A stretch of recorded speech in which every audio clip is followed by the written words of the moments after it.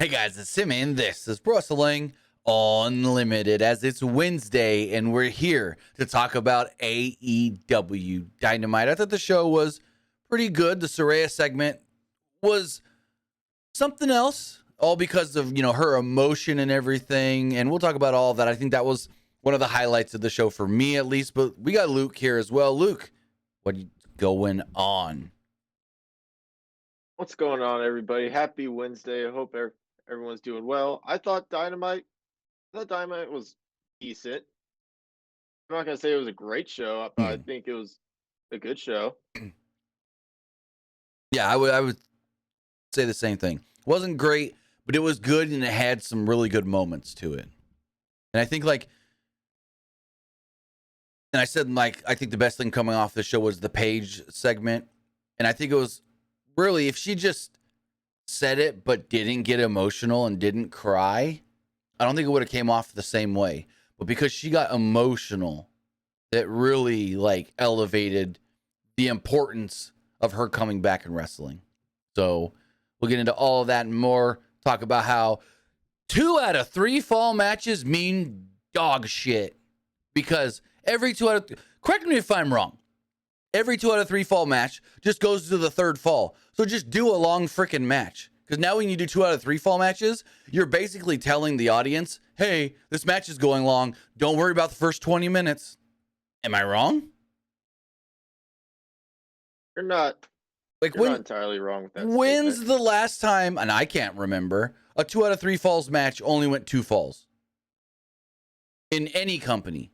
I honestly don't know. Exactly. So you're told, hey, it's a 2 out of 3 falls match. The match is going to go long. So for a while, you don't even have to worry until you hear a second ding, ding, ding for the second fall. You can not even pay attention for all we care. WWE does the same thing. 2 out of 3 falls, and it goes to the third fall every time. AEW, 2 out of 3 fall, it goes to the third fall every time. It's you might as well not tell us it's 2 out of 3 falls. I get it. You say 2 out of 3 falls because you think that's going to hype everything up and go, oh man, this match is important. But it doesn't anymore. At least not to me, because it just tells me that the match is going long and that we don't need to care about the early portions of the match. Also, I want to say thank you to Cold Cuts KC, who is literally on the other side of that wall right there because he is my roommate.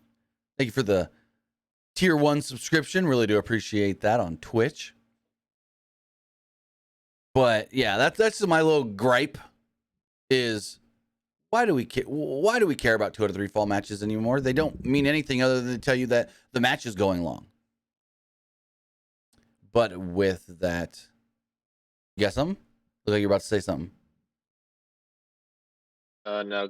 I forgot what I was going to say. Gotcha. But with that, I want to say thank you if you are watching us live, twitch.tv/PWU Unlimited, or if you're watching or listening later, whether that's youtube.com/Pro Wrestling Unlimited, or podcast services all around the globe like Stitcher, Spotify, Google Pod, Apple Pod, Anchor, iHeartRadio, and so much more. Remember, if you are watching live on Twitch, you can help us out a couple of different ways. You can help us out by hitting that donate button down below, or by donating Twitch bits in the live chat. Also, remember, you can help us out by subscribing to the channel one of 2 different ways. You can either subscribe with a tiered subscription, or you can subscribe with Amazon Prime. Because remember, if you have Amazon Prime or have access, to an Amazon Prime account, then you got Prime Gaming. And Prime Gaming gives you a lot of cool things like free games, free stuff for games, and they always give you 1 free subscription to any Twitch channel you want to subscribe to throughout the month. And I'd greatly appreciate it if you did right here, Pro Wrestling Unlimited. But remember, on the flip side, if you're watching on YouTube, you can help us out over there becoming a channel member. Hit that join button to become a channel member. You get early access to news, early access podcast episodes, early access non-news videos, and so much more, which I really need to get on doing more of those. Finally, head over, click the wrong button. Head over to the Epic Game Store. Head over to the Epic Game Store and buy something. Whether you're buying a new game, whether you're buying an old game, whether you're claiming the free games or getting bucks for Rocket League, Fortnite, Fall Guys, or Rumbleverse, use our code right down here, PW Unlimited at checkout, and you'll be directly supporting us without having to spend any extra money. It doesn't cost you anything to put in the code other than 20 seconds maybe. You put in the code. whether that's on the Epic Games Store or in the launchers for Fortnite, Rocket League, Football vs. Fall Guys on your PlayStation, Nintendo Switch, or Xbox. Again, use our code PWUNLIMITED at checkout to support us on all Epic Games and Epic Games Store purchases.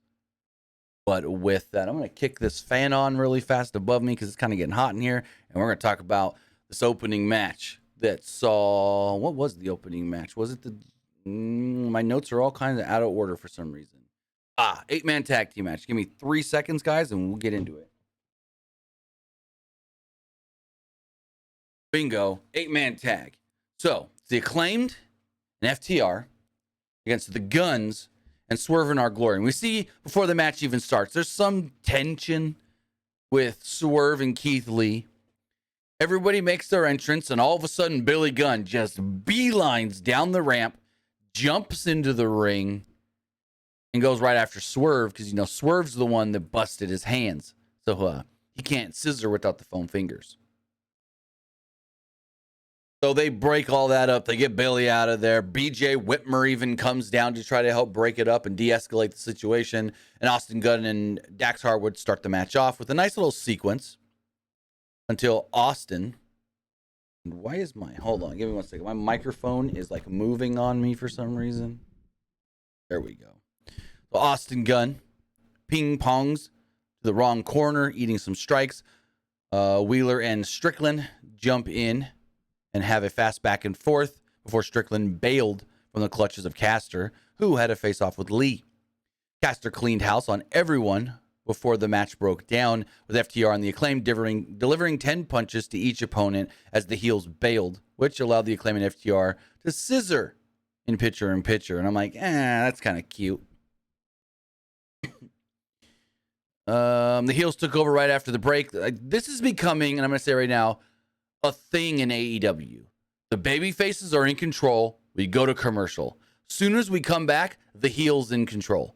They've been doing this a lot over the last couple of weeks, maybe even the last month, that they send you off on the commercial happy because the baby faces are winning, but then you come back and you go, oh no, the heels took over in the commercial break. And if you watch on the TNT, the TBS app, half of the time, you don't even see the picture-in-picture. Like, sometimes they'll show it, and sometimes they'll just show their own freaking, like, Honda and Kia commercials.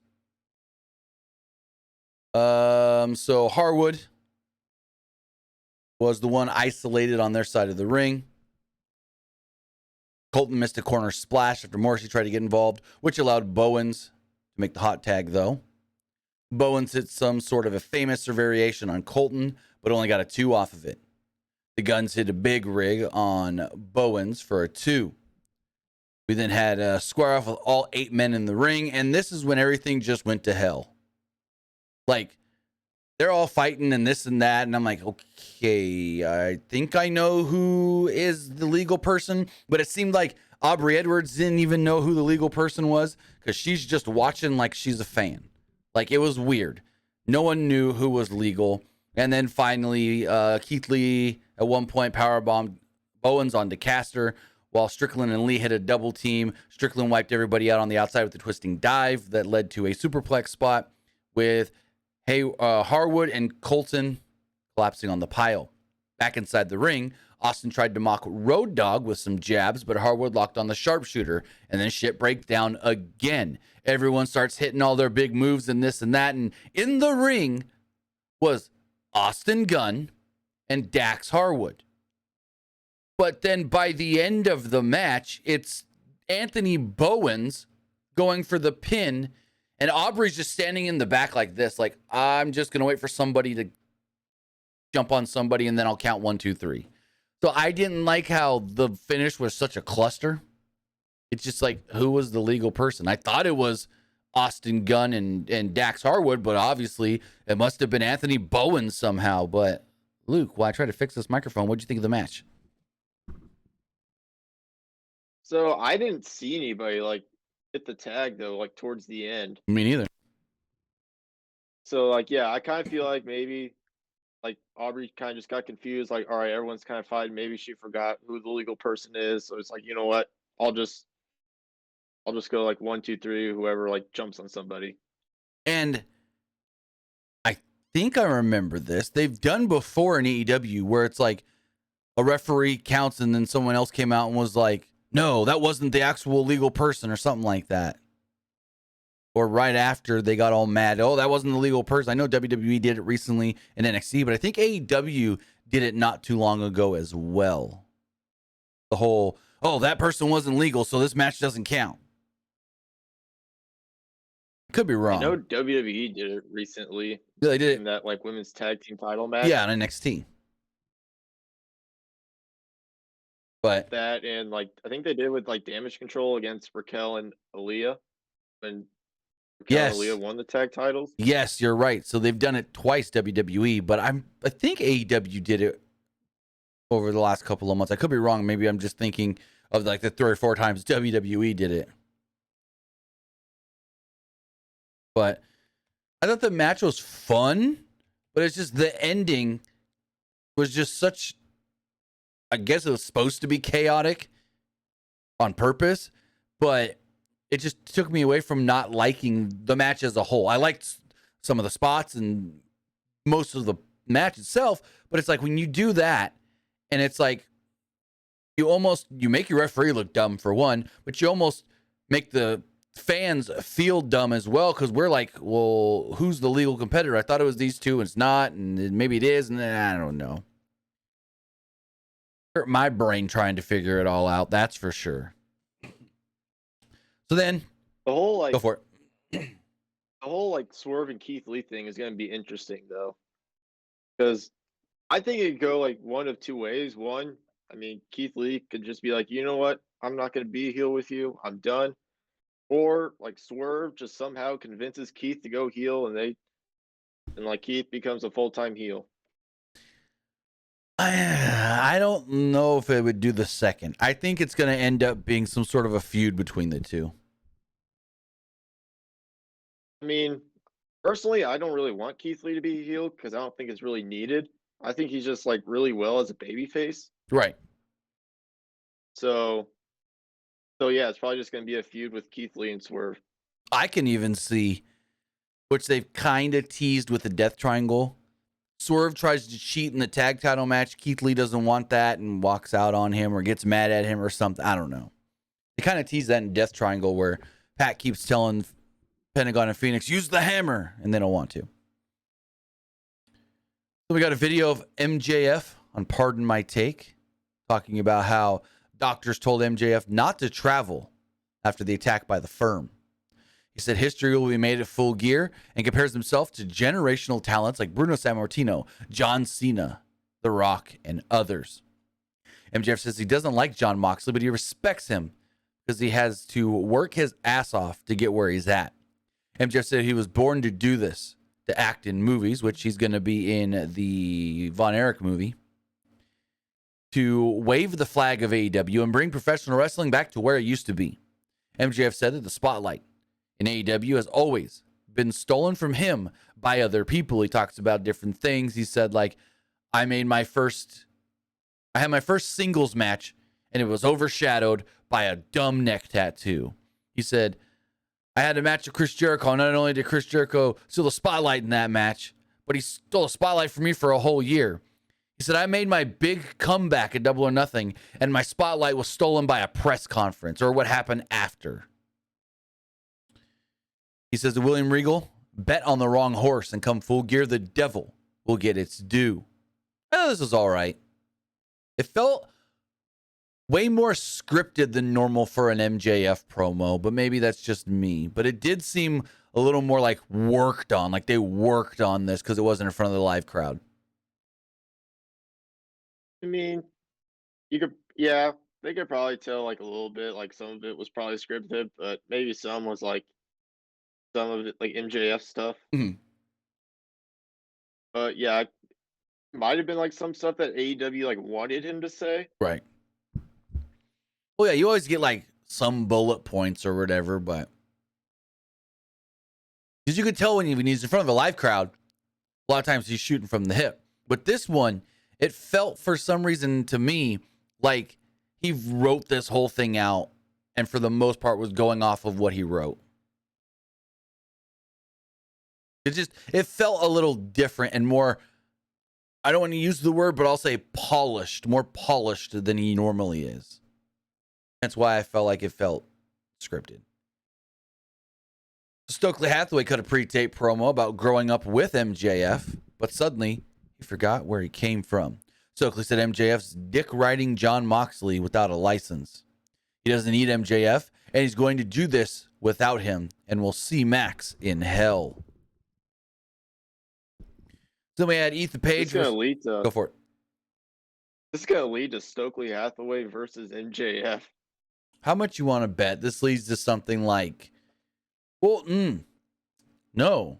It could probably lead to MJF wins the belt, Ethan Page wins the Eliminator tournament. So that's Ethan Page of the Firm against MJF for the title at Winter is Coming. We could see something like that. That would be an okay payoff. I wouldn't mind seeing that. Who would you have like Ethan Page beat in the finals, though? That's a good question. Honestly, I don't even know who's all in the tournament. Like, there's so many nobodies in this tournament, and don't mean to be rude about that, but there's so many nobodies in this tournament that I don't even really know who all is in the tournament. They have a lot of guys that AEW really hasn't like used in a while, and they're just like, all right, we'll just throw them in the tournament. Let me look it up really fast. Because like in the past, they've had guys that like they used well, and they just put them in the tournament. Like Bryan Danielson, they had Kenny Omega, Hangman. All right, so we have in this tournament, I'll pull it up on the screen. Let's see. Pull the graphic up. We got it here.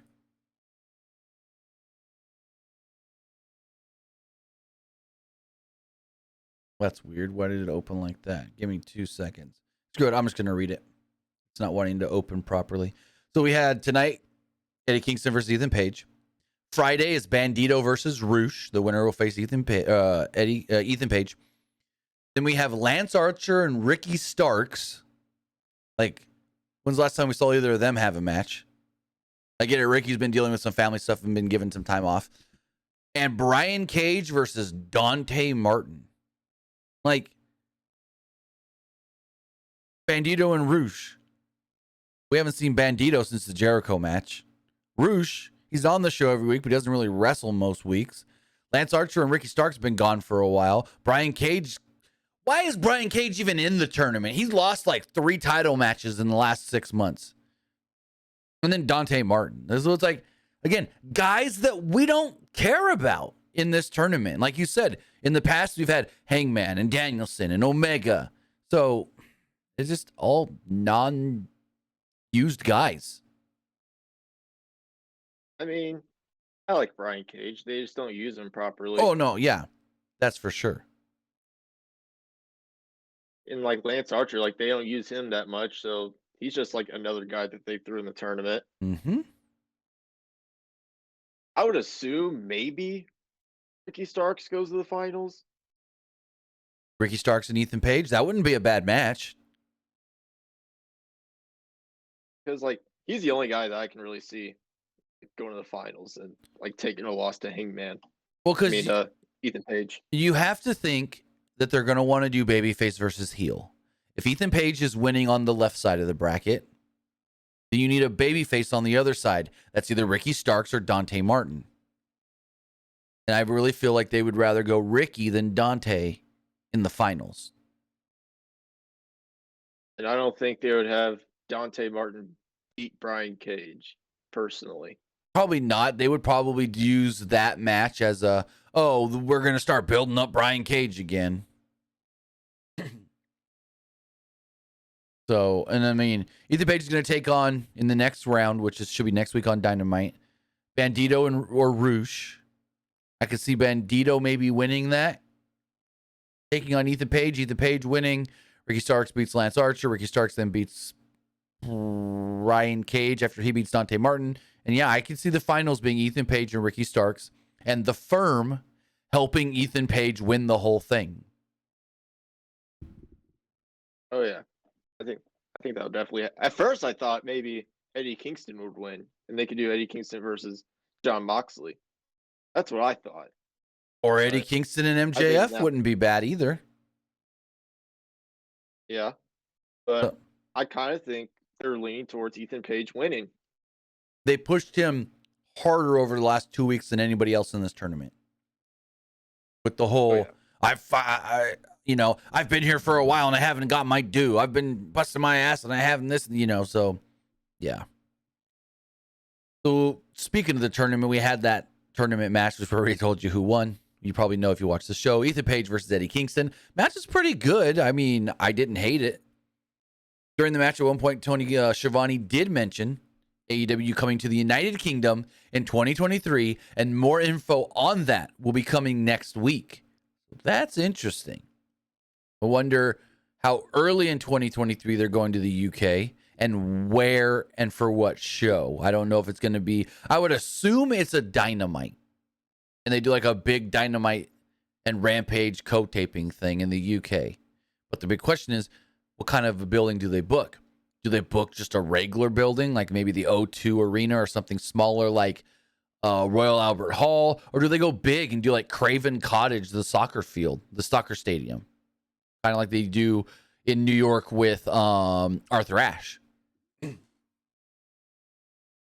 I mean, it could really go either way. I would assume there's going to be a lot of people wanting to go. Mm-hmm. But Because, like, go for it.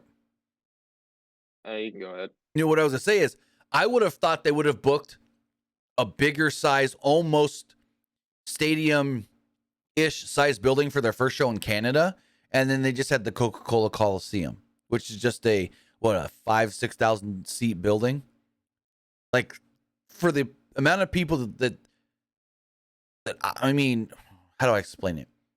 There's a lot of interest from Canadian fans to go to that show, and they ran just a normal size wrestling venue.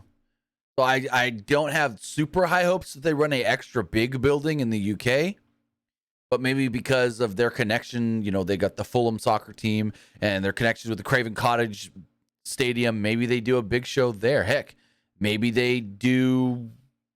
No, they wouldn't. I was to say Double or Nothing, but that's always going to be in Vegas. It's rumored that Revolution is going to be in San Francisco. Maybe Full Gear next year. And maybe they announce that at Full Gear next week, that in 2023, Full Gear will be taking place from the UK. Just a thought.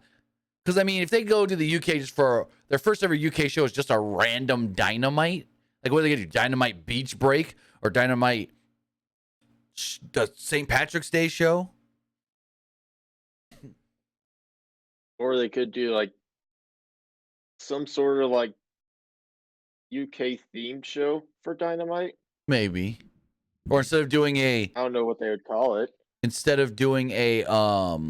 Forbidden Door, they do a extra pay-per-view in the UK in the summer. That's an option as well. I mean, I wouldn't mind having them doing a UK pay-per-view and feature a lot of their UK wrestlers on the card. Right. As far as the match itself does go, Excalibur ran down the history between both Eddie Kingston and Ethan Page, ranging from cage matches, I Quit matches, and more in both AAW and AIW. Crowd was super loud for Kingston, who dished out some chops early on, but Page wiped him out with a diving shoulder tackle off the apron to the outside. Kingston fought back with the butterfly suplex, but Page quickly turned the tables, and the match spilled to the outside again, and Page hit a snap suplex on the floor. Page then leapt off the second rope back inside, but Kingston hit an enziguri in midair and lifted up Page for more chops. Kingston tried to charge into the corner, but he ran into Page's power slam, who got a little bit of momentum and a one off of it. No, it was a 2 count. Page wanted to go for the Ego's Edge, but Kingston countered with a suplex and got a 2. There was a slugfest in the middle of the ring. Kingston did get the better of it, hit a DDT, and got a close near fall. Kingston hit an exploder suplex, locked on the stretch plum, and Stokely Hathaway took the ref as Page tapped out. So Page technically lost. He's tapping, but Stokely's got the ref distracted. Ortiz would then run off Stokely as Kingston turned and crumbled by a high kick from Page. Page then went to the top, was cut off by Kingston, who himself was crotched by Page. Page then hit a wild-looking Avalanche Ego's Edge and pinned Eddie Kingston to pick up the victory. So as I said earlier, Ethan Page advances and will take on the winner of Bandito versus Roosh. The match is all right. You could probably tell that, like, during the match, like, Ethan Page was struggling to lift up Kingston on the top ropes. A little bit. And also, like, where's Santana at? Is he hurt? Yeah, he got hurt in the blood and guts. I think it was ankle or knee. Because you can see when he does his little, like, Uranage rock bottom looking move, his, like, leg twisted the wrong way. I can't remember if it was an ankle or a knee injury. Plus, he's supposed to be back. I have no clue, but also him and Ortiz apparently not getting along in real life, so I don't know how that would work out. Go to the back with Renee Paquette. She's there with some of the stupidest stuff AEW does. I own you, and you do what I say. Fucking Jose the assistant. He said that Roosh needed to talk to the Dark Order. Jose said that he wanted 10, and they were specific. Jose said that he wanted 10 there specifically because when Roosh wins, he likes 10. So we'll get the first title shot, while Uno, Reynolds, and Silver will never get one. Silver called Roosh a roosh bag, whatever you call them, something like that. And there was a little pull apart brawl. This is some stupid stuff. Like, they want 10 to be part of whatever their group is, Los Ingobernables Fashion, I think is what they call it. And they're like, oh, yeah, but we want to own you. I don't know. This is all kinds of dumb. In the ring. What's their obsession with 10? I have no clue. Because they just technically lost or sold Private Party to the firm. And then Matt Hardy got lumped in with all. I don't even know all this I own you bullshit. It's the stupidest stuff that you can do in wrestling. Because everyone knows your contract is owned by Tony frickin' Khan. Not like back in, earlier this year, fucking MJF owns Wardlow's contract. No, I thought that was the stupidest stuff you can do in pro wrestling. Like, what was it? When JBL was the boss of Shawn Michaels because Shawn Michaels fell on some hard times. So he had to do what JBL said because JBL owned his contract. I've never liked that kind of stuff in wrestling. You could maybe say, like, we're all in the same group, the same faction or whatever, and I'm the mentor of the group, so you got to listen to me. But in that case, the young guy could always just leave whenever. In this case, they can't because you're owned. And I don't even want to get into what that could mean. So in the ring, Ari Daivari is there with the trust butler, Jeeves, and said that he wants the TNT title, which immediately brought out Wardlow and Samoa Joe for an impromptu TNT title match. And there was nothing really here other than Wardlow beat his ass. Beat the butler's ass. And yeah, after the match, he calls out Hobbs. Hobbs makes his way out to the ring, and Wardlow literally tells him, you know what? I want to thank you for being an actual challenger that will come out and see me face to face instead of like what you did last week and attack me from behind. He then said that he'll defend the title against Hobbs. Hobbs started talking back without a microphone, though, so you can kind of hear him, but you kind of can't. And then Wardlow would go on to say that not only is he going to retain his belt, but he wants to win every belt. He wants to hold all the gold. And that's when Samoa Joe would attack from behind. Yep, Samoa Joe turned on Wardlow. So Joe, so this is basically kind of leading that Hobbs is going to beat Wardlow for the TNT belt, and they're going to do Wardlow versus Joe for the TV title. Hope they like start just merging these damn ROH belts with the AEW belts or something. Yeah, like if they're not going to do a TV deal for like Ring of Honor, you might as well just merge the belts together. Because it was interesting that Joe lays out Wardlow, tells him you ain't taking my title, and then Hobbs starts yelling back at Joe, I could beat your ass too. I could beat your ass for any title too, or something like that. So it's a little interesting, I think, unless we just get a triple threat for the TNT title at the pay-per-view. or both belts on the line in a triple threat. Yeah, then like would you have the pure title just be like the mid card title for Ring of Honor then? Yeah. I don't think you even need the television belt. You just do the pure, you do the world, the pure tag. You don't need the ROH 6-man.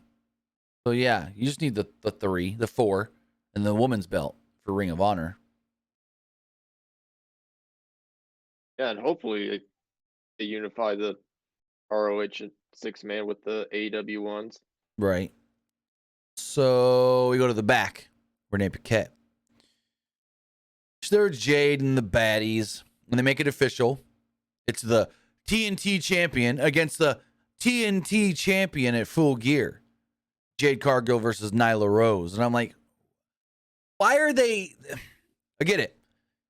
Nyla stole the belt from Jade. I have nothing against that. I think that's a fun storyline to do. Jade has these what are they called? Lackeys. Baddies. Well, the baddies, but like in like gang terms, they're her lackeys that she keeps telling them, go get my belt back. Go get my belt back. And they keep failing to the point where she's now just got to fight Nyla to get her belt back. But when the company is over here saying it's the TBS champ against the TB, why are you even acknowledging a fact of that Nyla's a TBS champ? No, it's just stupid. It's dumb. Yes, she stole the belt, and the stipulation is going to be that she's got to give the belt back if she loses. Okay, whatever. But don't also put on the graphic TBS champion Nyla Rose. That's just dumb. Super dumb. Nyla didn't even pin Jade for the belt. No, so she came why out. would you even do that? Came out, yoinked it out of the ring, and ran off. I get it. She's calling herself the TBS champion. It's a funny thing because she stole the belt. But when the company starts putting it on the graphic that she's the TBS champion, or when they have her, because didn't she defend the TBS title against Anna Jay recently on Rampage? She might have. I'll look that up really fast. I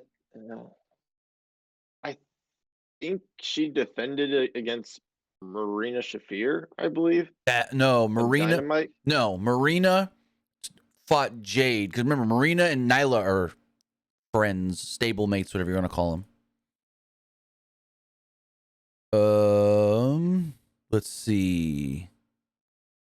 Yeah, Nyla Rose defended the title against Anna Jay on Rampage 3 weeks ago. It's been that long? They've been doing this shit for that long? 1, 2, 3, 4 weeks ago was that match on Rampage. And Nyla's only had one other match since then. Huh. But what wasn't dumb was this Dr. Britt Baker Saraya segment. This was really good. This was great. Tony Schiavone introduces both women and gave Saraya the opening comments. Saraya said that she's taken many tests, and unfortunately for Britt, she's 100% clear. Saraya tries to fight back the tears, and the crowd's just losing their minds when they hear this news. And finally, she just says, I'm not going to fight these tears. I'm just going to let it all out. And she starts crying. Baker then said that there's nothing more fickle than an AEW fan, as the thing to make clear is that she built the AEW's women's division for, quote, superstars like Saraya to come in. Baker said that Saraya has the audacity to call AEW, quote, her house, when she has never laid a single brick in AEW. She said Saraya is jealous of her, leaving her old house to walk into Baker's, and that they don't take walk-ins and, quote, bitch, make an appointment. Taz starts laughing at that one, which I thought that was a funny line as well. You know, she's a doctor. So it's like, oh, I don't take walk-in. I like that line. I thought that line was really funny. Saraya then said, Baker's been given everything that she has here in AEW by her friend, her boss, Tony Khan. She was fed nothing more than QT Marshall's trainees and has been in front of a camera for only 3 years, while Saraya has been in this game for 17. She says she was hit by a car and still wrestled that same night because she loves this business. She says she traveled everywhere around the world, over the UK, for no money, just because she loved what she does. She says she's wrestled everywhere and that she's been in all the big arenas. She said something about, Madison Square Garden and the O2 Arena and the Tokyo Dome and all these different things. She's like, I battled she said, I publicly embarrassed I've publicly been embarrassed. I publicly battled a drug addiction, and she gave her neck to this business. She said this can be just another opportunity handed to Britt, as this is the biggest match of Britt's career, as it will officially be Saraya versus Britt Baker at Full Gear. Baker tried to go for a cheap shot, but Saraya dropped her with the move that we normally know of as the Rampage. So I don't know what they're going to call it in AEW, but very interesting. Saraya is cleared, and she's wrestling. Go for it. This has to be like a super safe match. I mean, maybe for her first match back. I mean, I would assume. But at the same time, if she's 100% clear, like if that's factual and it's not like you're cleared to go out there, just be safe. If she's been given like Bryan Danielson, you're all cleared to do whatever you want. I feel like she's going to try some things. I don't know what, but I feel like she might try some things. Because we know Britt's not afraid of thumbtacks and bleeding. Yeah, but Saraya also hasn't wrestled in 5 years, so exactly.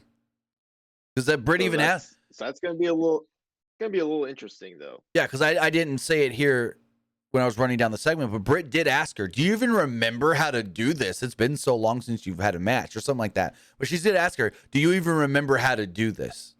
I think that's when she just said the whole, you've only been around in front of cameras for 3 years, but I've been here for 17 or something like that. So, and the emotion that she had through all this is what made this segment so good.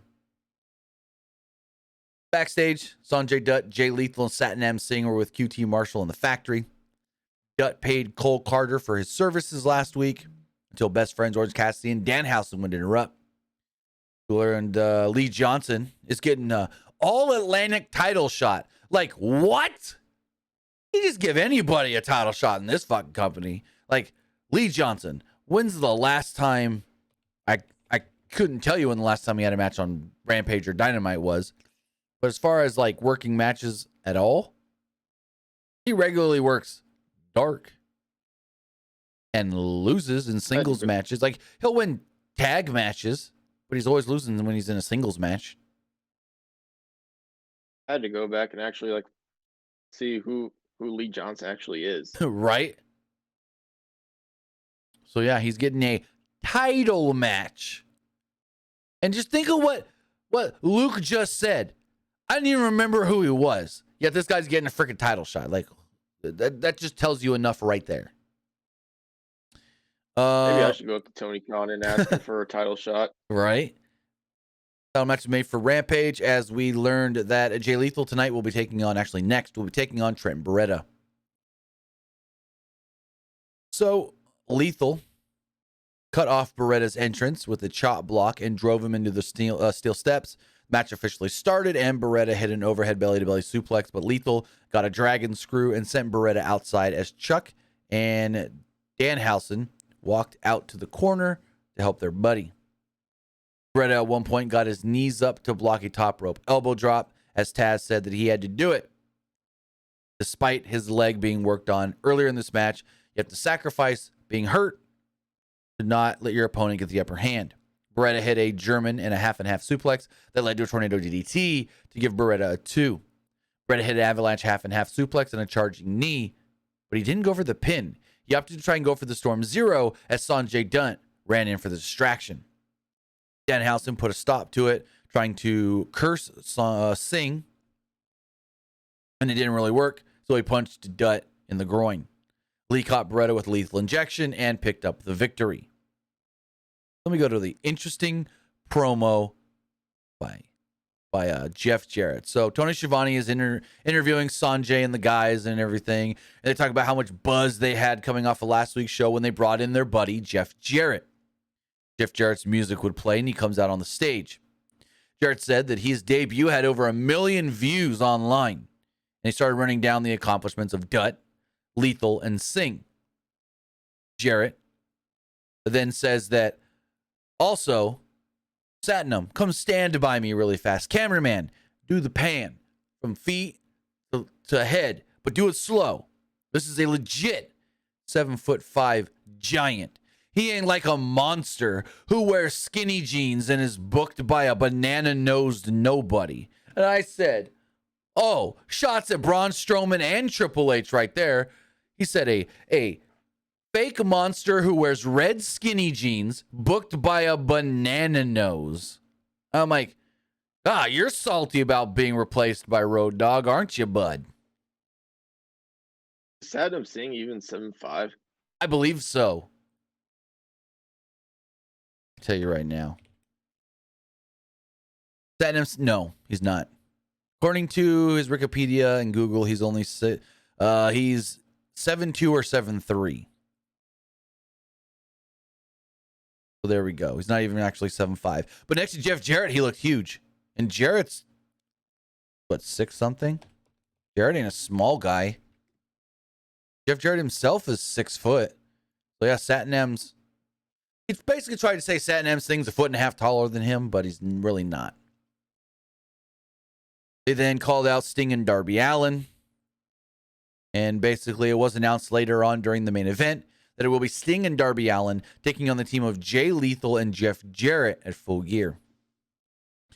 So Renee Paquette is backstage with Jungle Boy Jack Perry. She asked Jack what all this means and the stuff going on with him and Luchasaurus and Christian Cage. He said Christian Cage and Luchasaurus said they're done with me, but I'm not done with them. He's like, and I want to challenge them to a match at Full Gear, but he goes, but we'll talk about more of that on Rampage because I want to see you face to face. And I was like, okay, cool. This is kind of a didn't seem too polished segment. Kind of was like, hey, go out there and just kind of say you want to do something with Luchasaurus and Christian Cage on Friday to lead to the pay-per-view. You think they'll have a match at the pay-per-view? I think they'll do Jungle Boy versus Luchasaurus 1-on-1. Like we were talking earlier. I wonder when they're going to do a Jungle Boy versus Christian Cage. Well, Christian's hurt right now. Legit torn tricep. They got to wait on that. What's the recovery time for that? 7 months-ish. How did he even tear it, though? Like, he barely competed. No, he was hurt before the match even started. Like, he was injured. They did the match in a way where he didn't have to do anything. He pinned Jungle Boy, and there we go. Like, he was hurt before the show. I don't know how or when exactly, but he was hurt going into that pay-per-view. So, where was I? John Moxley cuts a promo. Comes out with William Regal. He said he met William Regal, and he's like, I met you, when I was like 25, 26? I was full of piss and vinegar, and I thought I knew it all, but I really didn't. Moxley wanted to be just like Regal, looking for his respect, so he thought, well, how do I get his respect? I pick a fight with him. And he tortured me, is what Moxley said. He said it allowed him to work harder and come back to get his revenge. He said he knocked Regal's head off with a knee, referencing their feud back in FCW when William Regal was a commentator down there. He said that story reminds me of a young somebody that we know here, Maxwell Jacob Friedman, who fought me in 2020, thought he was ready, but he wasn't ready to be the guy, the world champion with everything on his shoulders. Mox said that MJF puts on an image of a tough guy pro wrestler, but he doesn't know what it means to be a top tough guy pro wrestler. He still has his mother buy his clothes from JCPenney. MJF calls himself a pillar. Well, he doesn't know what a pillar is. He doesn't know what being a pillar is until he holds that belt and the company on his shoulders. And he hopes that one day he does. Said MJF also calls himself the devil. But Moxley has seen the devil. And MJF, well, he's not it. Moxley said that he wants to know what MJF is made of at Full Gear. He can even come at me with that fake diamond ring. So, but you're going to find out, and I'm going to find out exactly what everybody already knows. Everything MJF has done up to this point has been easy, and Moxley is not going to make it easy for him. This is a solid, you haven't had it hard in this company, so now I'm going to show you what hard really is promo. That's basically all it is. Basically, you've been handed everything, and now you're not. Kind of like what Saraya said to Britt. Everything you've done has been handed to you.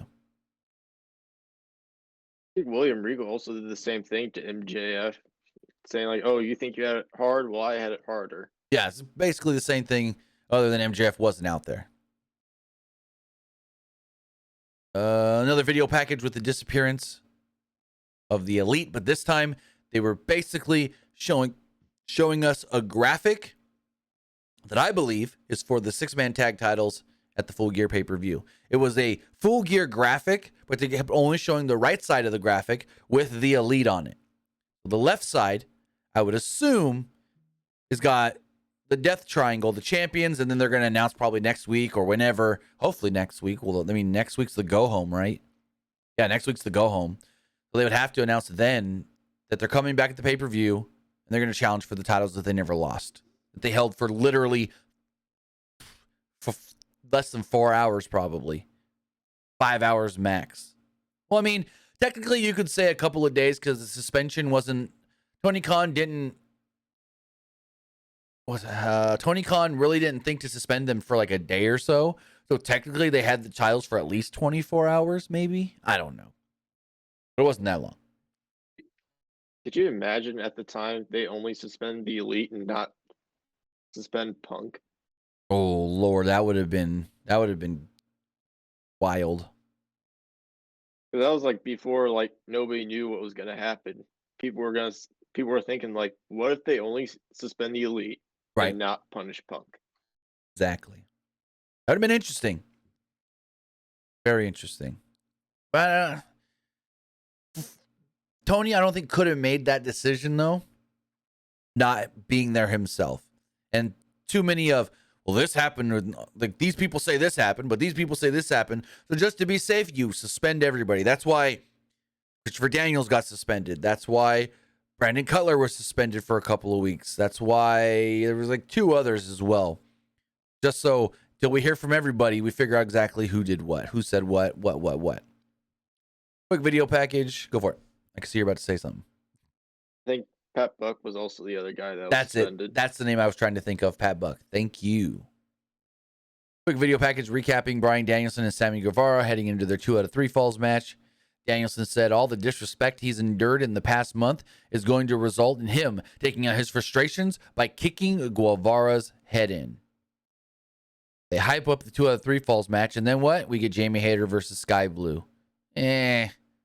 Most of this match was during a break anyways.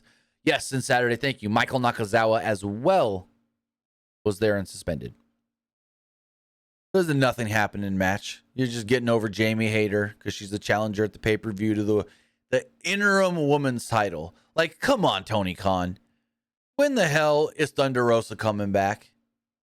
If she ain't coming back soon, just make Tony Storm or maybe Jamie Hayter at the pay-per-view the actual champion. Screw Thunder Rosa.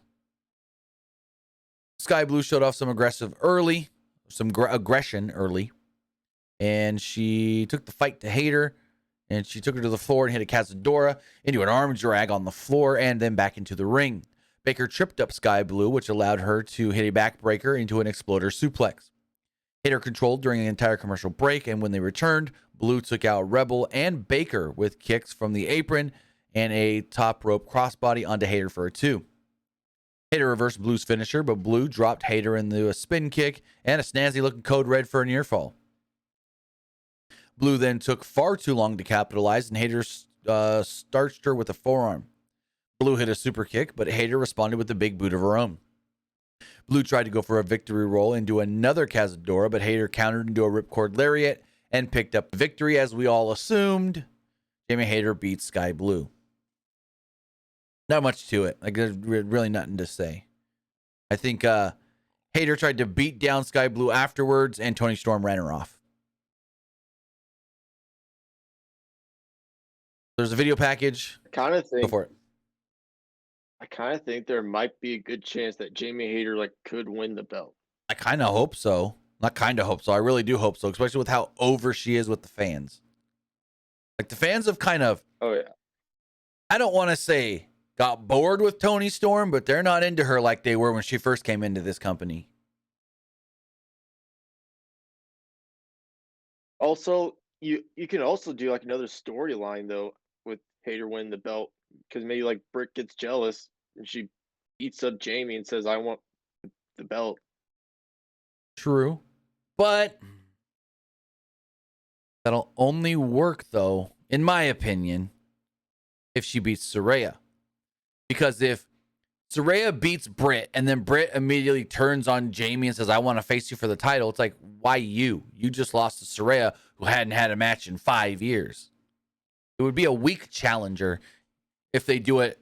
Now, if they wait and Jamie holds the belt for a month or two and then they do it, that'd be different. But if they try to do it immediately, because I don't see Saraya losing. So it would make, yes, it's Britt, but coming off of such a big loss, it would make her look like a weak challenger to Jamie Hayter. So I would think, I like the idea, but I think they would just have to wait a little while. Legitimize Jamie as the champion as well. Oh yeah, definitely wait a month or two for it. Right. Well, I don't know why, but we still got Alex Marvez around.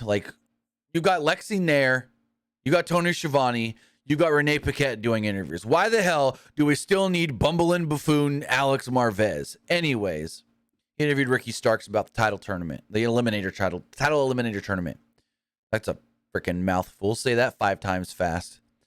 When he literally turned his head, Lance Archer had Starks by the neck and slammed him into a steel door. Archer said that everybody dies, and Marvez yelled for help. Okay. Cool. I don't think this was really needed. No, and how do you not see freaking 50 foot or however tall he is, 6'8", Lance Archer not standing right there next to you? If we're trying to think this is real, suspend the disbelief, or whatever you call it. How do you do this interview and not see freaking Lance Archer standing 2 feet from you? It's just dumb. Then we got the 2 out of 3 falls match. It's just basically a long ass match because they go 1-1 to the 3rd fall. So it doesn't even, Danielson wasted no time lighting up Guevara with some strikes and a top rope drop kick that sent Guevara to the floor right by his wife, who tried to block him from Danielson as Danielson was going to go for a dive. Danielson moved out of the way, which led Guevara to chuck a chair at his face with the referee Bryce Remsburg watching, and it got him disqualified. Guevara continued the assault with a microphone in the eye of Danielson as they went to a commercial break. Danielson up 1-0. Basically, it was like, I don't care if I get disqualified. I know I still got longer in this match to go. I can lose a fall, beat his ass with weapons, and then tie it all up. And that's what happened. After the break, Danielson was bleeding from around the left eye as commentary talked about how Guevara gave up the fall on purpose just so he can do this beat down. He goes for a pump knee and a GTH, and he ties it up 1-1. Guevara then lit up Danielson with some strikes, and he tried a Spanish fly off the top, but he slipped a little, and Danielson threw him off. Danielson looked for a top rope headbutt, but terrible idea as he landed right on his face. Guevara applied to the bell lock, but Danielson got to the ropes to break the hold. Despite the initial headbutt not working, Danielson fired up and hit more headbutts and wiped out Guevara with a springboard into an Abasaku knee. Guevara went to the outside where Danielson hit a charging knee off the apron and a few kicks. Guevara turned that around and hit a charging drop kick right to the face. They go back into the ring. There's a little bit of a miscommunication briefly that led to both men colliding into each other. Danielson then rolled over for the cover, but Ty Mello pulled the ref out of the ring, thus getting ejected for her efforts. And she, in a good way, I guess you could say, overreacted and looked ridiculous, but I guess that's what she's supposed to do as the heel. Like, nah, don't throw me out. Ah! Whatever. I thought it was kind of funny the way she did it. Amusing and entertaining. was a forearm battle by the two guys in the ring. Danielson eventually got the advantage and suplexed Guevara into the corner. Danielson went for the suplex, but Guevara hit a charging knee that sent Danielson to the floor, and Guevara hit a huge shooting star press. Excalibur made a Thunderbird reference or Brett Como reference, where he blew away commentary. Guevara then tried the double jump cutter, but landed right into a cross arm breaker, which Danielson transitioned into a label lock as the crowd exploded, thinking that was the finish. Guevara got to the ropes, though, and tried another GTH, but Danielson countered into a really nice poison Rana. Guevara countered a Busaku knee attempt into a Walls of Jericho, but then Danielson got to the ropes himself. There was another GTH missed, and this time Danielson hit a Busaku knee. There was a knuckle lock that led to Guevara hitting a moonsault DDT, but then there was a swanton that he missed when Danielson got the knees up. There were some anvil elbows that led to a label lock, where eventually Guevara told the ref, "I quit." He verbally gave up. At first, you think he passed out, and you go, oh, they just did the same finish they did last time. Guevara passes out, but then Excalibur lets us know, no, Sammy verbally tapped out. So I'm like, okay, so it still kind of just ends the same way the last match did, with the label lock and Sammy. Yeah, because the last one, Sammy passed out and the ref called it. This one, Sammy said, "I quit." Tap, tap, tap, whatever you want to, however you do it. So, kind of a crap finish, because it was almost the same finish we saw the last time these two fought one-on-one. And then again, I already went on my tangent about 2 out of 3 fall matches. But Luke, what did you think of this match? I mean, the match was all right. Like nothing really grabbed my attention. The only thing that really surprised me is that correct me if I'm wrong, Okay. but I am kind of surprised that commentary didn't like acknowledge that Danielson and Guevara were gonna fight for the Ring of Honor title at Full Gear. They did once or twice, I believe. I know they mentioned the 4-way towards the end of the match. I know they I saw mentioned that. I know they mentioned it, I think, when Guevara locked on the Walls of Jericho. And they said something of Jericho should be proud of Sammy for using that move, but what if he tries that in the 4-way? I think is what they said. Something along those lines. And why are they doing the 4-way at Full Gear? Because last week I think Jericho, Garcia, and Guevara were brawling with Blackpool Combat Club. Yeah, it You should could have have done a 6-man tag at Full Gear, and then you could have had maybe like Claudio pin Jericho, and it sets up that match at Final Battle. Yeah, I've said the same thing. It makes no sense. Especially, why would, and I get Sammy may want to become the ROH World Champion, but why would he want to do so having to fight and take the title off of Jericho? So is Sammy just in the match to help Jericho win? You know what I mean? Uh, That's kind of odd. Maybe. Yeah, that is a little odd. Like, is Sammy going to try to pin Claudio to win the title and then go, "Oop, sorry, Chris, I took your belt. I didn't pin you, but I now have your belt." It is a little weird. Unless they do something similar to that like women's fatal 4-way match at All Out, where like Guevara is like about to win, but Jericho like breaks up the pin. Maybe. I can see that. I still think Jericho should be the champion going into the Final Battle pay-per-view, because they would make that pay-per-view actually, what's the word I'm looking for, seem important if Jericho's going in there as the world champion. Yeah, and especially with like Final Battle being like Ring of Honor's like biggest pay-per-view, like they'd want it to treat it like a big pay-per-view. Only 3 weeks after this show, too. Like, it's not long. And they need to So, start like building something up though. yeah, that's my whole gripe is, so it looks like Joe, like we talked earlier, may have a match at Full Gear. The ROH World title's on the line at Full Gear. I believe if they haven't already announced it, hold on. Are they doing the Guns and FTR at Full Gear or no? Don't think so. That was not announced yet, but they keep teasing it like they might. So it's like, are you going to do the Guns and FTR for the ROH tag titles at Full Gear or wait till Final Battle? Please wait till Final Battle. But they've been teasing it hard like it's going to happen on this pay-per-view. So it's going to be a weird one if you get multiple ROH title matches on Full Gear and then you have to go 3 weeks later and do an ROH pay-per-view. It's weird. And what about like Mercedes Martinez? She's the Women of Honor champion. I wonder when she's going to be back. She's out with an injury. I don't know what the injury is, but Dave Meltzer did state a couple of weeks ago that she's been out with an injury. He's like, we don't know the extent of the injury, but she hasn't been around because she is hurt in some capacity. So, I mean, if she's not going to be back anytime soon, let's just like do a match, like crown the new like women's champion. Then when Mercedes comes back, they can just have her try to get the title back. And don't do it as an interim because most people probably forgot she's got the belt anyways. Oh, yeah. But with that is everything that we thought as far as tonight's AEW Dynamite. Okay to good show, not great show, could have been better show. There's a lot of confusing what the heck things on this show. I'll say that for sure. But you know what we thought. Now it's time to hear what you guys thought of tonight's show.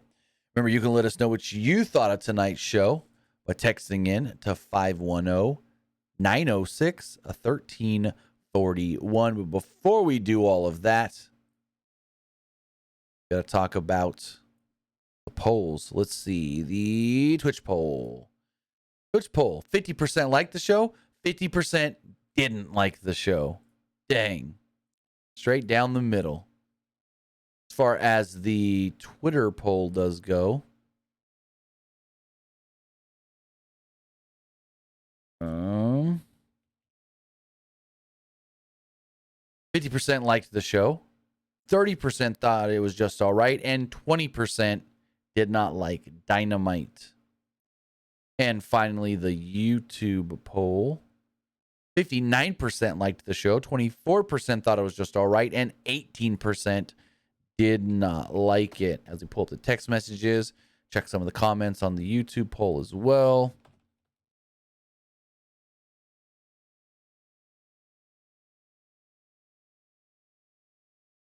Let's see. This person says 6 out of 10.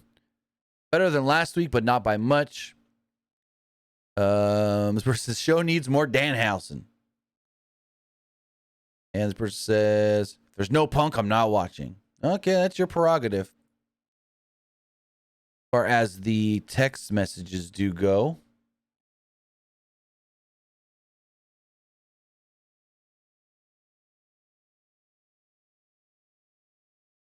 let's see. First text message here. Person says, do you think Wardlow defends the title of Full Gear? Well, yeah. We talked about that earlier. Possibly it's either just against Hobbs or it's a three-way with Joe. Person says, since you believe MJF will stay in AEW, now I've never said that for sure.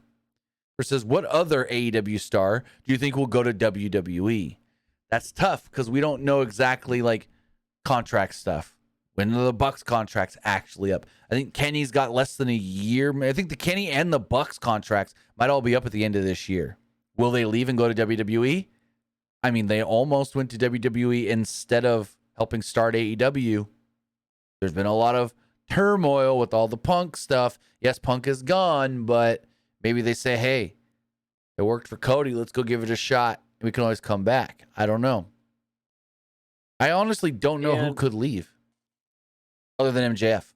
So I know like this guy's on a 5-year deal, but I can honestly see maybe Adam Cole coming back to WWE. Well, Adam Cole's first got to get cleared off this concussion before anything. Oh, yeah.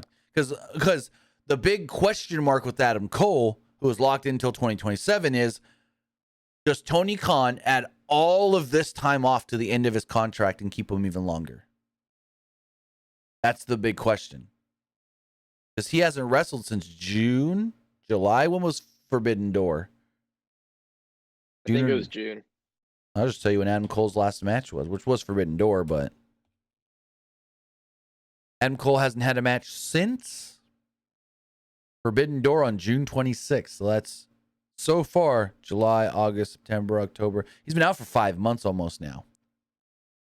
Also, speaking of Adam Cole and Britt Baker to an extent, what the hell happened with them winning those Owen Hart Cup belt things? They just dropped that after 2 weeks.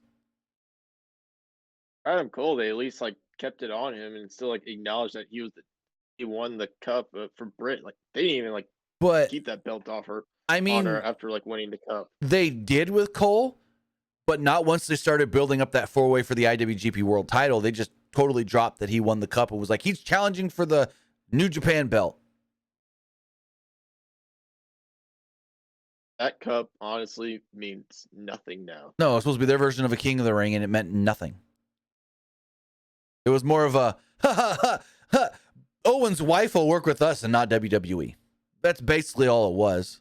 Tony Khan trying to throw it in their face that we can use Owen Hart's likeness and you can't. But with that, guys, wait, got one more text message that just jumped in. It says, do you think Keith Lee might consider coming back to WWE since his wife has come back? I think it's very possible, especially with how well Triple H booked him in NXT. I think actually, now thinking about it, that's your one guy that could jump. And not just because his wife is there, just came back this week, but because of how well Triple H used him in NXT. Triple H, guys like Keith Lee, Adam Cole, Bobby Fish, Kyle O'Reilly, those were guys that Triple H really, really liked and pushed hard. And those are guys that I could see Triple H wanting to be the, like, maybe not the top guy. Like, I don't know if Adam Cole would ever. There's a good chance he can have Adam Cole maybe win. Like, it just depends. I would say Adam Cole will never be the WWE champion, but you never know under Triple H. Because he basically, at one point, was saying that Adam Cole's next Shawn Michaels. And if that's the case, then yeah, he could become WWE champion one day. But another guy that I could see is Malachi Black. But it's not going to happen anytime soon, though. No, they've already started airing videos of him coming back to AEW, but maybe Andrade. Now that I think about it, Andrade could go back. Because that's another. When's his contract up? I'm not 100% sure. Let me look at something really fast. But that's another guy that Triple H really liked and used very well in NXT.